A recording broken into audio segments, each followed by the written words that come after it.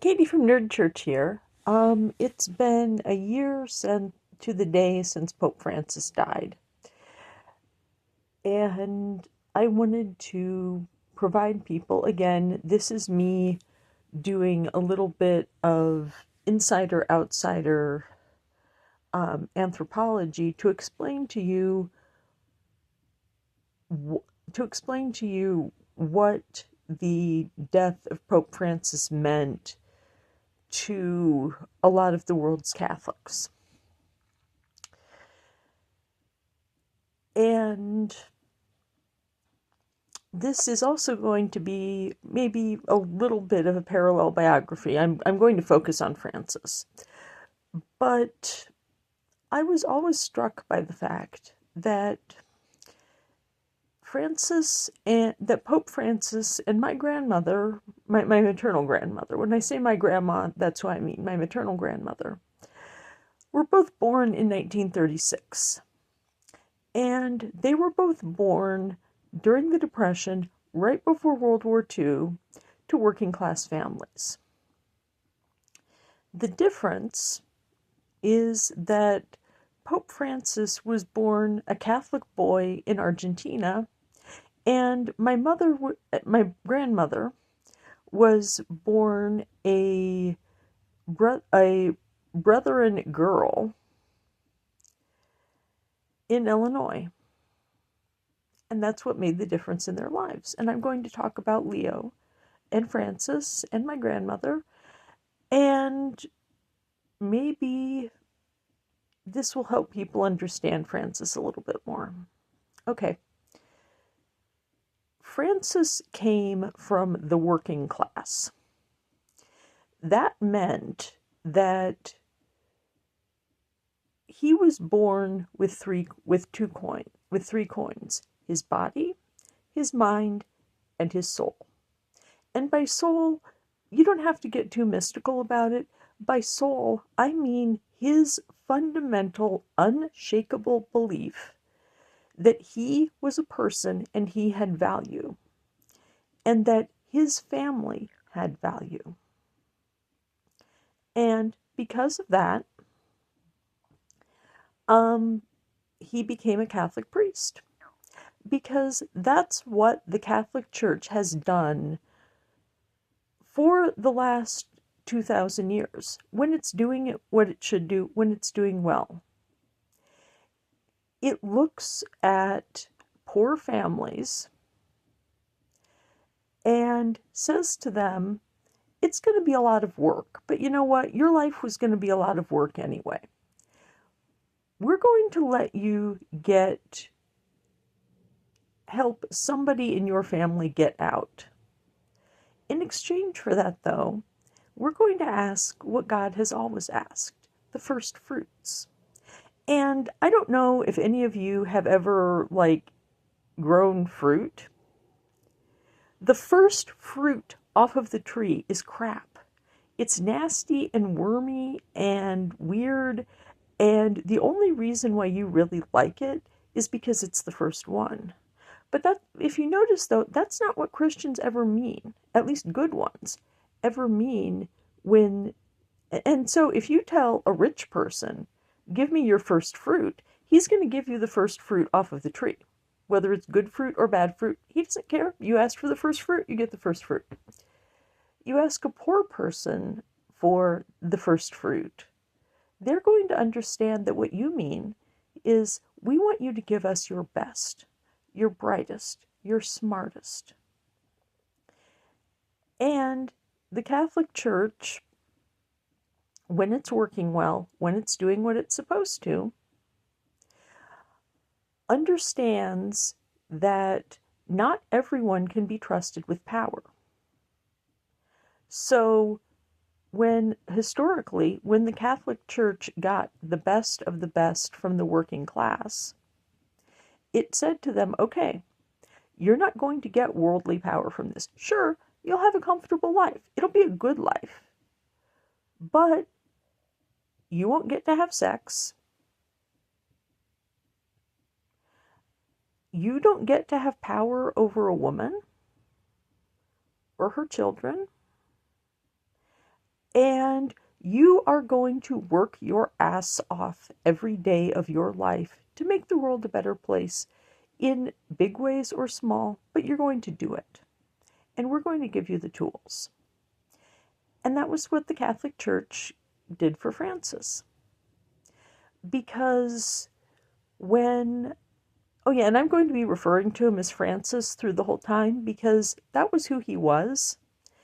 And the one thing that the Catholic Church understands really, really well is that dead naming someone is an insult.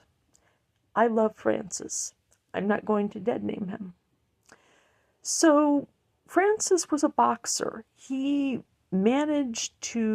family managed to get him through a class to be a lab tech. He didn't have a master's degree in chemistry. He was a lab tech. But you know what? He was a really good lab tech. And there was a moment in his life where he could have said, I won. I got out. I'm going to have a nice wife and a nice job, and I'm going to have, like between 1 and 12 cute little Catholic babies. And I'm going to live and die, and the best that I can hope for is that I will be safe and comfortable and cared for in my old age. And when I die, my reward is going to be whatever I get in heaven,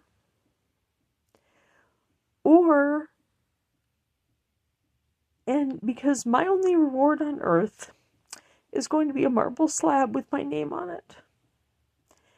And the best that I can hope for is that people are going to go visit that marble slab, and that they'll be sorry that I'm dead. And forgive me, I'm getting emotional. I want you to see that I'm getting emotional because I'm talking about what the death of Pope Francis meant.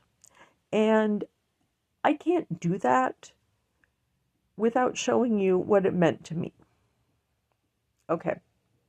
So, but Francis wanted something else. He wanted something more. So he walked away from that life and he became a priest. And he was a really good priest. And he got his ass kicked. Because, not gonna lie, Pope Francis had a nasty temper. And when he saw that something was shit, he would just say that something was shit in that many words. Well, he didn't actually say shit because he primarily spoke Spanish, but, it works. Oh, that's another thing that Francis and my grandma had in common. Both of them were really bad at languages.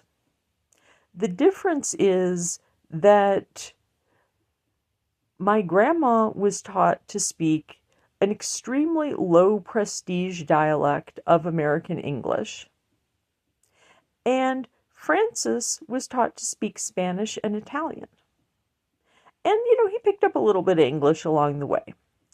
But the point is that he learned languages that were actually useful in the world.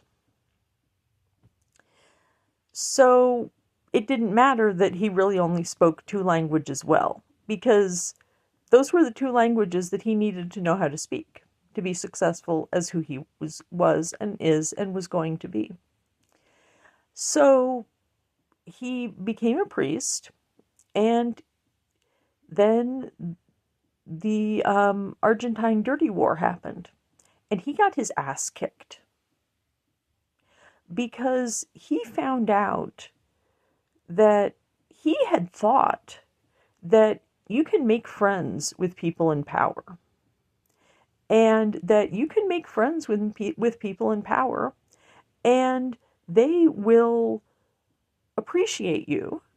And when you go to them and you ask for a favor, you say, hey, could you maybe stop massacring Catholic priests?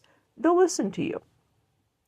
Francis found out in the hardest school possible that you can't ever trust people who have power if they got that power by taking it, or by being given it by the people who had taken power originally, so that you just have this continuation of oppressors, beginning oppressors, producing oppression. Francis got his ass kicked, and he thought about his life, and he thought about his choices, and he decided that he was not going to be the man who had made the mistakes that he had made.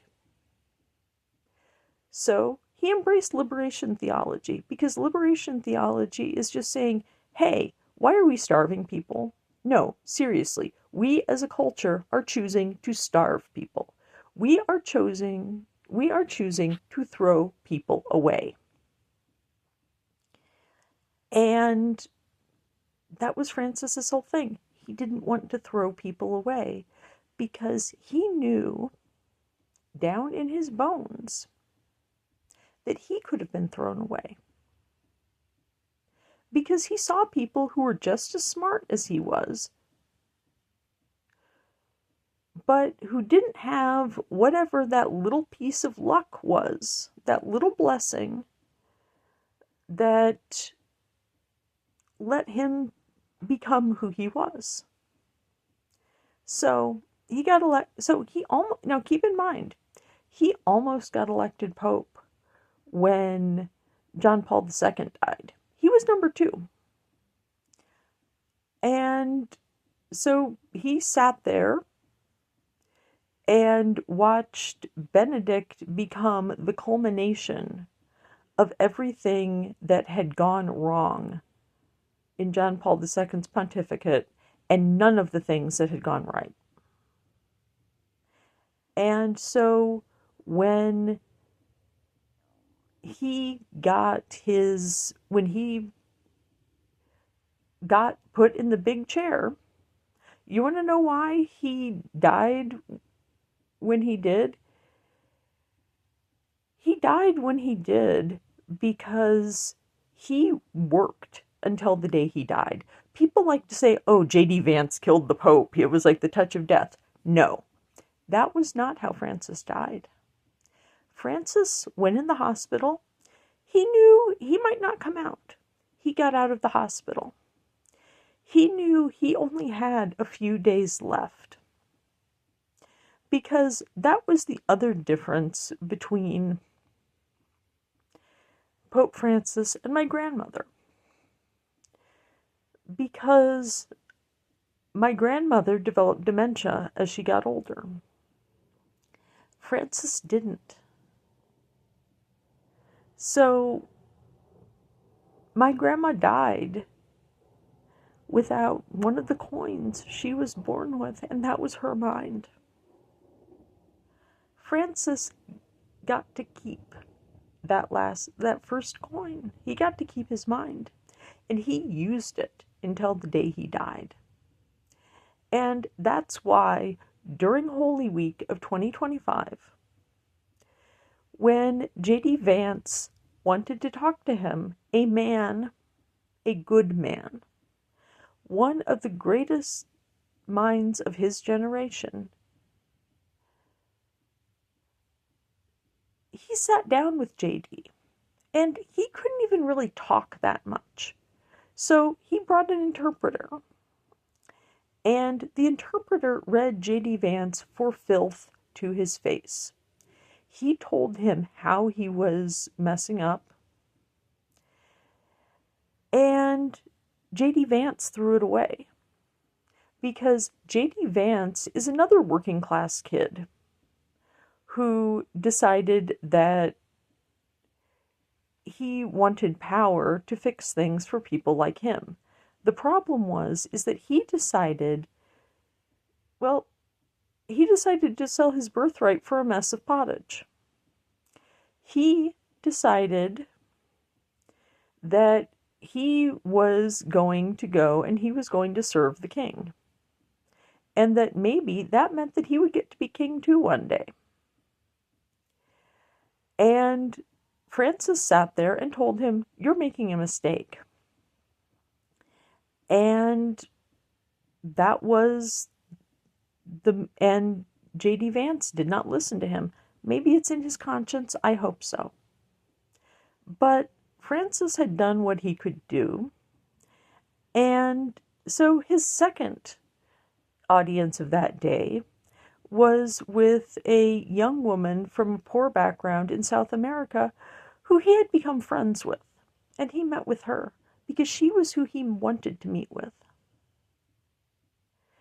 And she went home resolving to be a better person. J.D. Vance went home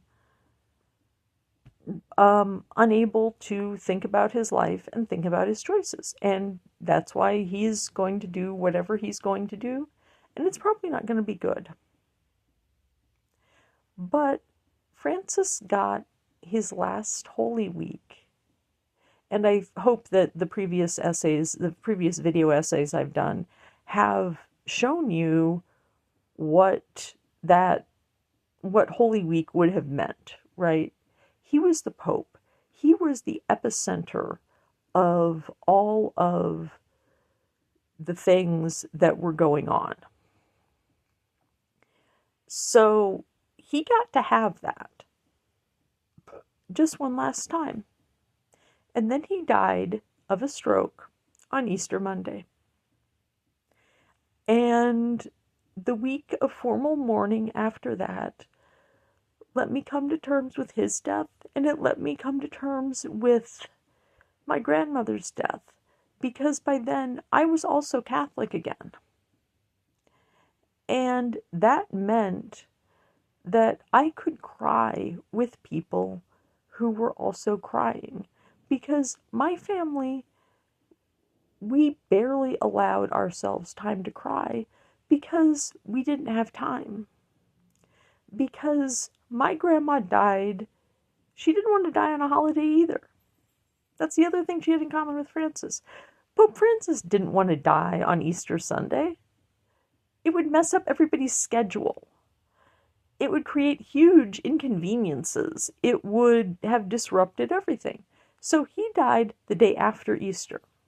My grandmother died the day before Thanksgiving because she didn't want to die on Thanksgiving. So she died the day before. And that meant that when she died, we understood that last message she was giving to us. And what she was telling us was, I'm not important. You are important. I don't want you to sit around mourning.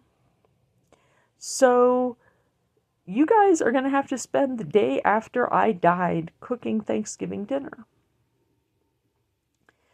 Francis probably didn't really want all of the official mourning that happens after a pope dies. But you know what?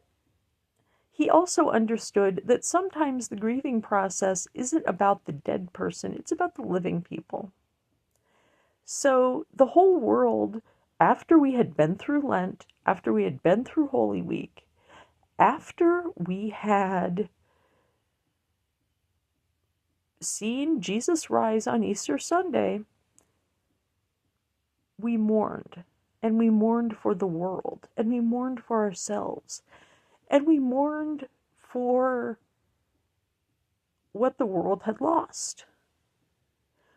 But we also got to celebrate the life of a man who, against all of the odds, because he had good luck, because he had a religion that supported him, and frankly, because he was born male in a time where